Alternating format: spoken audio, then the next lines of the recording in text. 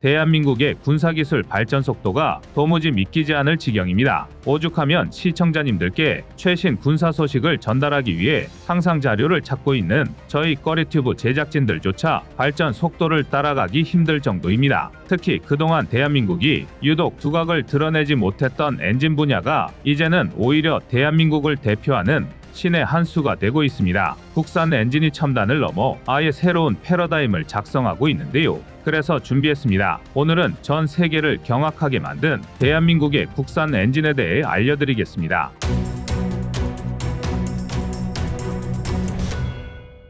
구독과 좋아요, 알림 설정은 꺼리튜브 운영에 많은 도움이 됩니다. 2024년은 그야말로 대한민국 자주국방의 신기원이라고 할 만한 기념비적인 해가 될 것 같습니다. 벌써부터 놀라운 소식들이 연달아 들려오고 있는데요. 일례로 지난 2월 11일 하나에어로스페이스는 사우디아라비아의 수도 리야드에서 개최된 세계 방산전시회 WDS2024에 참여한 K9 자주포에 국산 1000마력급 엔진이 탑재되었다고 밝혔습니다. 2022년 시작된 WDS는 이번이 고작 두 번째 행사지만 무려 75개국 773개 기업이 참여한 세계 최대 방산 전시회 중 하나인데요. 이런 대규모 방산 전시회에 드디어 국산 엔진을 탑재한 K9 자주포가 첫 선을 보였다는 건 분명 기념비적인 일입니다. 더군다나 국산 1000마력급 엔진이 기껏해야 2023년 12월 내구성 시험을 완료했다는 걸 감안하면 정말 엄청난 속도인데요. 그동안 대한민국이 무기체계의 엔진 독립을 위해 얼마나 날카로운 칼을 벼려왔는지 짐작할 수 있는 대목입니다. 그도 그럴 게 그동안 대한민국은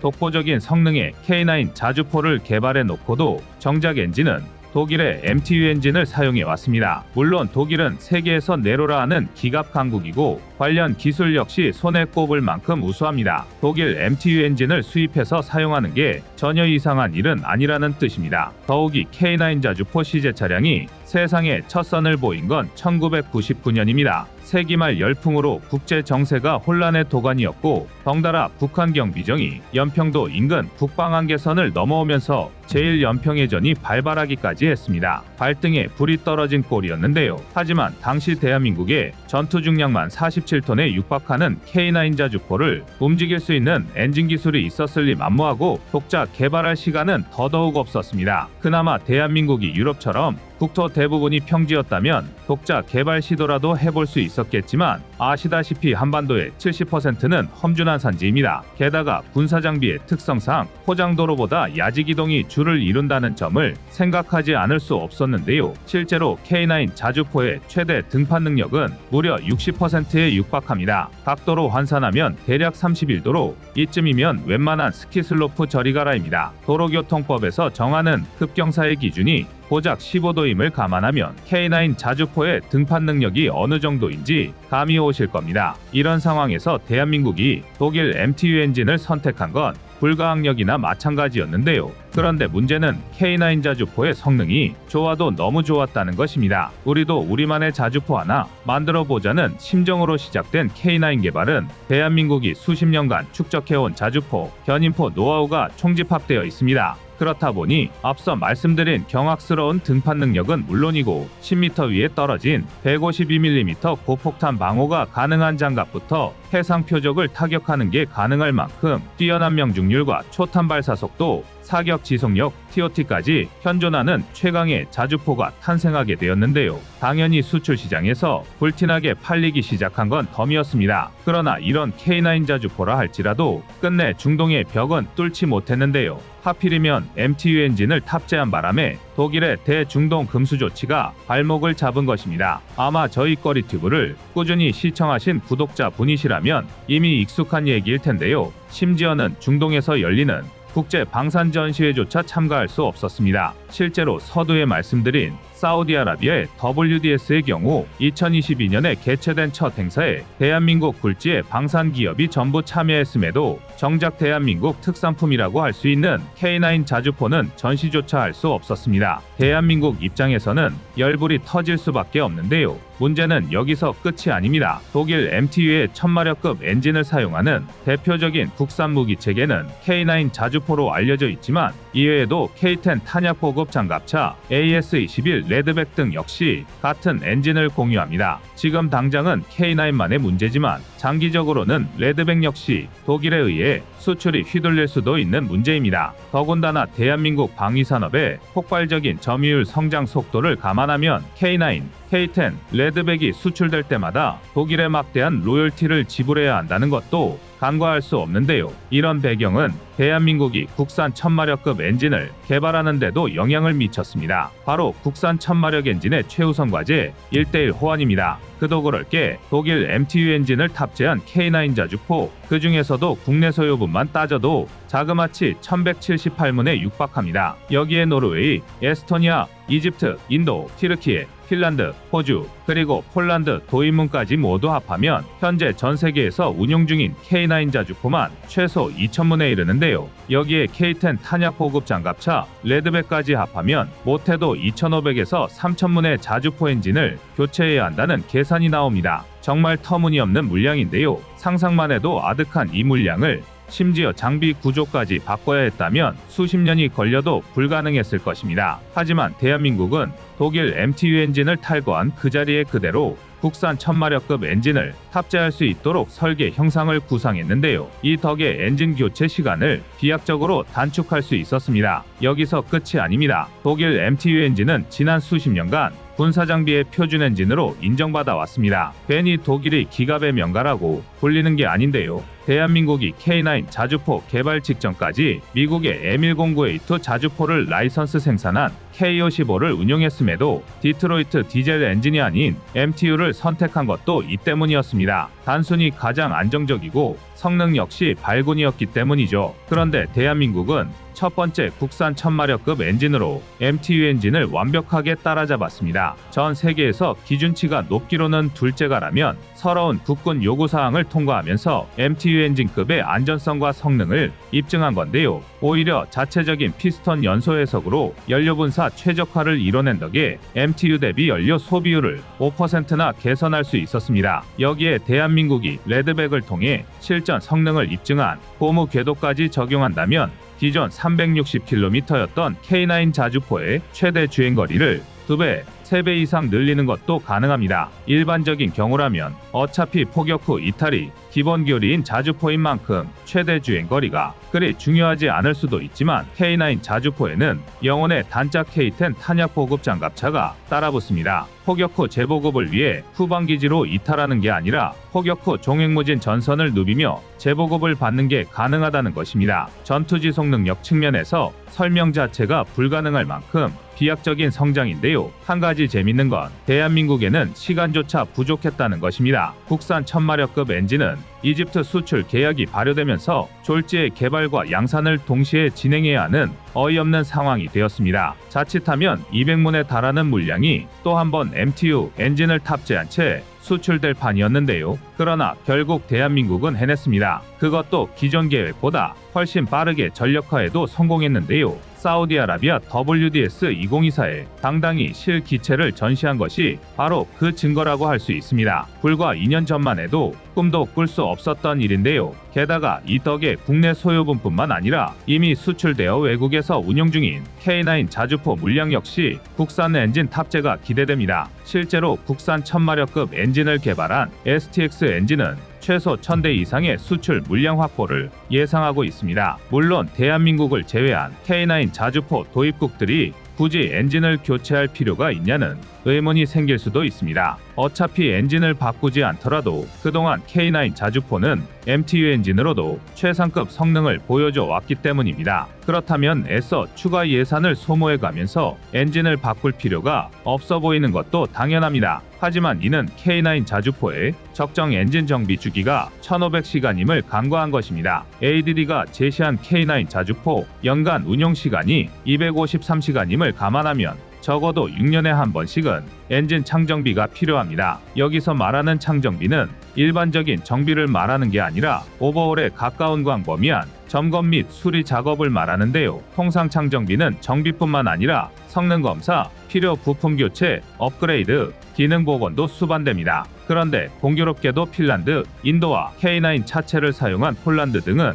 2017에서 2018년에 초도기 인도를 시작해서 때마침 창정비 주기에 도달한 상태입니다. 이 물량만 따져도 수백 대에 이르는데요. 또한 대한민국은 이를 대비해 일회성 방산 수출로 끝내지 않고 오랜 시간 공들여 정비 지원을 계속해왔습니다. 이미 충분한 신뢰를 쌓아 놓은 것은 물론 정비 인프라까지 현재 구축해 놓은 것입니다. K9 자주포 운용국 입장에서는 어차피 엔진 창정비가 필요하다면 독일과의 복잡한 계산도 필요 없고 라이선스 비용을 줄여 가격까지 싼 데다 연료 효율까지 높은 대한민국의 1000마력급 엔진을 거부할 이유가 없습니다. 심지어 이는 이미 수출된 물량이고 수출 예정으로 양산 중인 물량은 좋게 2배가 넘습니다. 대표적으로 호주의 경우 2024년부터 K9 호주형 모델인 AS9 헌츠맨 30대 양산이 예정되어 있는 데다 같은 공장에서 같은 엔진을 쓰는 레드백 역시 129대 양산이 계획 중입니다. 정말 국산 1000마력급 엔진 독자 개발이 신의 한 수였다는 생각이 들 수밖에 없는데요. 그런데 아직 결정적인 소식이 하나 더 남았습니다. 바로 K239 천무입니다. 천무는 다연장 로켓이라는 체계 특성상 K9 자주포처럼 극단적인 기동력이 필요하지는 않았습니다. 천무 자체가 국산 무기 체계로는 드물게 차륜형인 것도 험지 주파 능력보다 획득 비용, 운용 비용 같은 수명주기 비용을 더 중요하게 생각했기 때문입니다. 다만 차체가 워낙 거대하다 보니 두산 인프라코어에서 천무 발사대를 탑재하기 위해 새롭게 차체를 개발하게 되었는데요. 이 과정에서 엔진 역시 두산 인프라코어의 DV11K V6 디젤 엔진을 탑재하게 되었습니다. 문제는 엔진의 내구연한이 다가오는데 이 DV11K 엔진이 단종되었다는 데 있는데요. 졸지에 대한민국 포병의 최대 화력에 외산 엔진을 탑재해야 하는 꼴이 된 것입니다. 이미 천무 변속기로 미국산 전자동 변속기를 사용하고 있는 만큼 전혀 가능성 없는 얘기가 아니었는데요. 하지만 다행히 천무 엔진 역시 국내 개발에 돌입하면서 창정비와 함께 신형 엔진으로 교체가 예고됩니다. 이처럼 대한민국은 엔진 독립을 말미암아 자주국방 완성을 눈앞에 두고 있습니다. 자주포부터 전차, 장갑차는 두말할 것도 없고 함정과 잠수함 그리고 전투기부터 미사일과 위성 정찰 체계까지 독자 개발이 가능해졌습니다. 전 세계에서 이렇게 높은 수준의 자주국방이 가능한 나라는 한 손에 꼽을 정도입니다. 과연 마침내 선두그룹과 어깨를 나란히 하게 된 대한민국이 올 한해 또 어떤 신기술로 세계를 경악하게 할지 귀추가 주목됩니다. 여러분의 구독과 좋아요가 꺼리튜브 운영에 많은 힘이 됩니다. 전차에서 가장 중요한 건 화력 그리고 기동력인데요. 특히 전차가 전장유체 전선을 자유롭게 누비려면 우수한 험지주파 능력이 필수적입니다. 특히 주력 전차가 3.5세대에 자리 잡으면서 공격력과 방어력은 상향 평준화가 이루어졌기 때문에 험지주파 능력이 더더욱 중요해졌는데요. 그리고 이 중에서도 K2 흑표는 독보적인 성능을 자랑합니다. 바로 세계 최초로 K2에 적용된 반능동 유기압식 ISU 현수장치 덕분입니다. 현수장치란 차체의 진동을 제어해주는 서스펜션을 말하는데요. ISU는 초고압의 유압 서스펜션을 실시간으로 제어해서 어떤 험지라도 K2가 기동할 수 있도록 차체의 움직임을 최적화해줍니다. 이로 인해 기존 해외 전차들이 긴 봉 형태의 토션바를 현수장치로 채택해서 스프링의 비틀림 특성만 활용한 데 비해 K2의 ISU는 더욱 다양한 스프링 특성을 활용해서 전차의 주행성을 크게 높일 수 있는데요. ISU의 유무를 쉽게 비유하자면 스프링 서스펜션을 보유한 차량과 능동형 전자제어 서스펜션을 보유한 차량의 승차감 차이나 마찬가지입니다. 게다가 ISU의 장점은 단순히 주행 안전성과 승차감뿐만이 아닌데요. 유압 실린더를 이용해 차고와 차체 자세를 제어할 수 있기 때문에 주포의 부양각을 더욱 확보할 수 있게 되었고, 이는 곧 목표물 조준 능력과 명중률 상승으로 나타났습니다. 이른바 K2 무릎 꿇기로 알려진 움직임인데요. 이렇게까지 차체를 자유롭게 움직일 수 있는 전차는 K2 흑표가 세계에서 유일합니다. 말하자면 흔들리지 않는 편안함이 K2에 있는 것입니다. 게다가 우월한 현수장치를 바탕으로 기동간 사격 시에도 명중률을 비약적으로 높일 수 있었습니다. 이러한 ISU 방식은 일반 차량에는 시도되어 실제 운용되는 사례가 많지만 전차 적용 방식은 대한민국이 최초인데요. 높은 하중과 고기능성이 동시에 요구되는 정밀한 시스템이기 때문에 해외 선진국조차 성공적으로 적용한 사례가 전무합니다. 하지만 한국은 이 ISU 기술을 레드백 장갑차에도 적용하면서 기술력을 증명했는데요. 그 결과 레드백은 K21보다 더욱 육중한 무게임에도 불구하고 훨씬 안정적인 주행 성능을 확보하게 되었고, 이에 따라 호주, 폴란드 등 해외 방산 시장에서 독보적인 우위를 차지할 수 있게 되었습니다. 이제 왜 K2가 독일의 레오파르트2, 미국의 M1 에이브람스를 꺾고 전 세계 방산 시장의 차세대 주력 전차로 급부상하고 있는지 이해가 되는데요. 그런데 대한민국에는 K2와 아주 비슷한 운명의 무기 체계가 하나 또 있습니다. 바로 FA-50인데요. 최근 FA-50은 미들급 경공격기로서 전 세계 방산 시장에서 가장 주목받는 기체입니다. 그리고 여기에는 한국 카이만의 특별한 제작 공정이 한몫했는데요. 이는 현존하는 최대의 방산업체인 로키드 마틴조차 보유하지 못한 FASS와 대형 로봇 드릴링 시스템 LRDS 덕분입니다. 보통 항공기는 굉장히 빠른 속도로 비행하며 엄청난 공기 저항을 견뎌야 하므로 아주 미세한 조리보차도 치명적으로 작용할 수 있습니다. 하지만 지금까지는 항공기에서 가장 무거운 동체 구조물이 한치의 오차도 없이 정렬된 상태로 조립됐는지를 판단하기가 매우 어려웠는데요.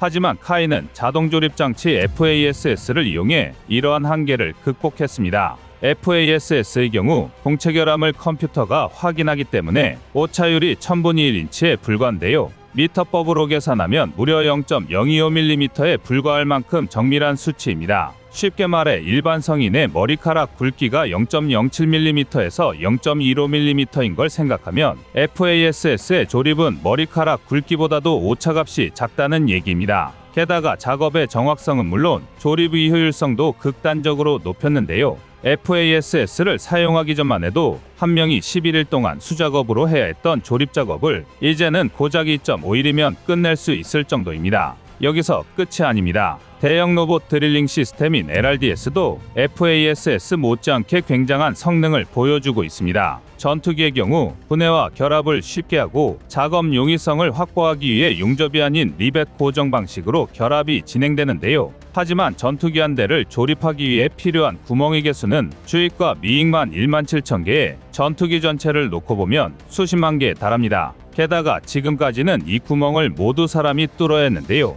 그렇다 보니 수많은 인력과 시간이 필요한 것은 물론 실수가 발생할 확률도 굉장히 높았습니다. 그러나 카이는 로봇 시스템을 이용한 자동화 공정을 적용하여 공정의 정밀성과 함께 수작업 대비 혁신에 가까운 작업 효율성을 보유하게 되었는데요. LRDS의 도입 전과 비교해보면 무려 84%나 작업 시간을 단축할 수 있게 되었습니다. 이처럼 대한민국의 무기체계는 이미 세계 최초라는 타이틀이 익숙해질 정도로 우수한 기술력이 접목되어 있는데요. 심지어는 여기서 한 발 더 나아가 아예 전술체계의 고정관념을 송두리째 박살내버렸습니다. 바로 포병 전술의 혁신을 일으킨 K-10 탄약 보급 장갑차입니다. 탄약 보급 장갑차는 애초 미국이 자동화 탄약 보급 장갑차에 대한 필요성을 느끼고 개발을 시도했지만 한번 포기했던 체계인데요. 그런데 대한민국이 세계 최초로 실전에 적용 가능한 K-10을 개발하는 데 성공하면서 오히려 미국으로 체계 역수출이 이루어졌습니다. 최대 104발의 탄약과 504개의 장약 추진체를 적재할 수 있는 K-10은 운용병의 안정성과 피탄 노출 방지, 그리고 이무지 속성과 궤도 장갑차의 험지 주파 능력을 모두 갖추고 있는데요. 미국은 이를 보고 포병 전술의 패러다임을 바꿨다 라고 평가하고 있습니다. 그도 그럴 게 K-10이 개발되기 전까지만 하더라도 전 세계가 사용하는 포탄 운반 수단은 트럭이 전부였습니다. 하지만 트럭 운반의 경우 유폭의 위험성이 매우 높을 뿐만 아니라 적재 과정 또한 굉장한 중노동이라 병력의 피로도가 급증하는 문제가 있었는데요. 그러나 K-10의 등장 이후 트럭 적재 시간 대비 4분의 1에 불과한 30분 정도면 적재가 끝나는 것은 물론 분당 12발의 포탄을 자동으로 보급하는 게 가능해졌습니다. 또한 장갑차의 높은 방어력으로 인해 생존성을 크게 증가시킨 것은 물론 K9을 따라 어디든 이동할 수 있는 궤도 차량의 기동력까지 확보하게 되었습니다. 이 덕에 K9 자주포의 전투지속 능력은 사실상 무한해졌는데요. 더군다나 K-10은 K9과 대한민국의 우수한 포탄, 장약까지 함께하는 패키지의 실현까지 이루어냈습니다. 다시 말해 K9을 도입하는 나라는 K10을 함께 도입함으로써 포병 전술 체계의 수준 자체를 한 단계 업그레이드할 수 있게 된 건데요.